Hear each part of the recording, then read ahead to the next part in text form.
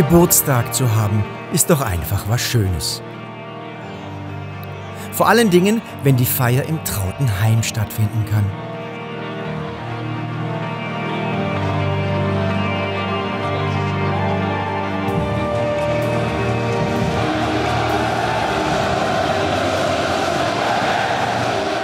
Heute ist es mal wieder soweit. Unsere Borussia feiert Geburtstag, den 114. Und zur Feier des Tages spielt der BVB mal wieder im Signal Iduna Park. Zum hoffentlich nicht verflixten 7. Mal.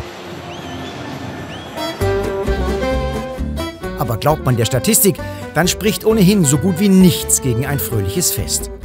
Denn die schwarz-gelbe Heimbilanz ist am Geburtstag nahezu perfekt. 1969 kam der 1. FC Köln zum 60. nach Dortmund gereist.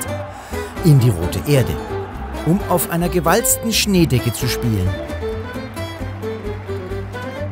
Werner Weist sicherte den 1:0 Erfolg auf der wohl breitesten Loipe Westfalens.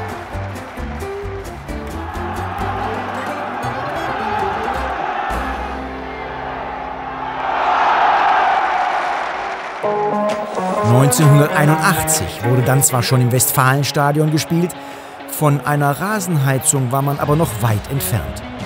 Und die Schneewalze muss wohl defekt gewesen sein. Deshalb war das Gastspiel des 1. FC Nürnberg im Grunde eine einzige Neuschneewanderung mit Wettbewerbscharakter.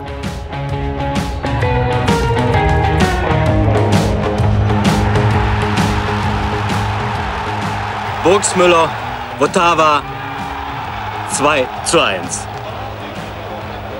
Manni Burgsmüller, Mirko Votava und Rolf Rüssmann erzielten die Tore zum 3:1 Erfolg.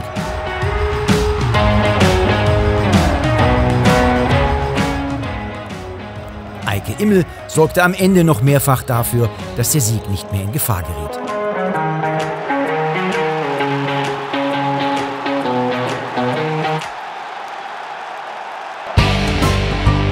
Wir wollen den einzigen kleinen Makel natürlich nicht verschweigen. Unsere Geburtstagsheimweste ist nicht gänzlich blütenweiß. Aber schuld daran war der Schiedsrichter. Oder ist das hier ein Eckball? Natürlich nicht. Es gab ihn trotzdem und Jens Lehmann konnte daraufhin noch das 2:2 im Derby erzielen. Das war eine klare Fehlentscheidung vom Linienrichter, der einen Meter neben, ich glaube, Wilmots war es, steht und dann auf den Eckball zeigt. Und dann kann er eigentlich auch zu Hause bleiben. Dabei sah es nach Andi Möllers Traumtor zum 2:1 doch schon nach einem rundum gelungenen Wiegenfest aus.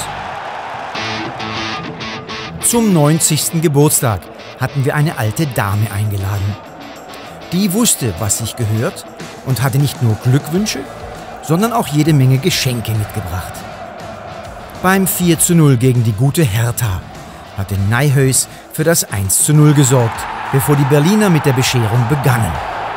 Das 2:0 besorgte Michalke, etwas egoistisch, noch selbst. Für die Gegentore 3 und 4 hatten sich unsere Gäste dann ganz besonders nette Gesten einfallen lassen. Fredi Bobics 75. Bundesligator ermöglichte Van Buurik, indem er sich zwang, sekundenlang den Ball aus den Augen zu verlieren.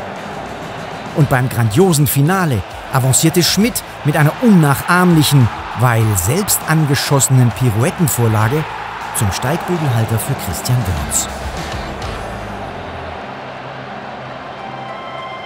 10 Jahre später gab es eine richtig große Feier zum Jubiläum. 100 Jahre BVB.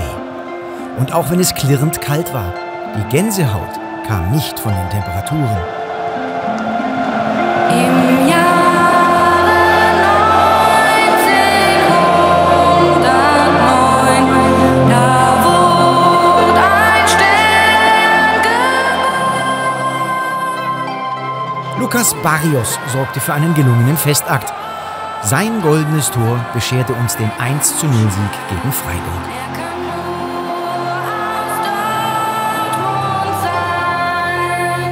Ja, das war sehr wichtig, weil Geburtstag von Borussia und dann nach dem Spiel wir haben eine gute Party von diesem Geburtstag und wir waren sehr, sehr zufrieden. Das größte Schützenfest gab es bei unserer bislang letzten Geburtstagsparty im Stadion. An der hatten unsere Gäste aus Hannover im DFB-Pokal-Achtelfinale nur wenig Spaß. Aber alle Schwarz-Gelben waren von der 5:1-Sause richtig angetan.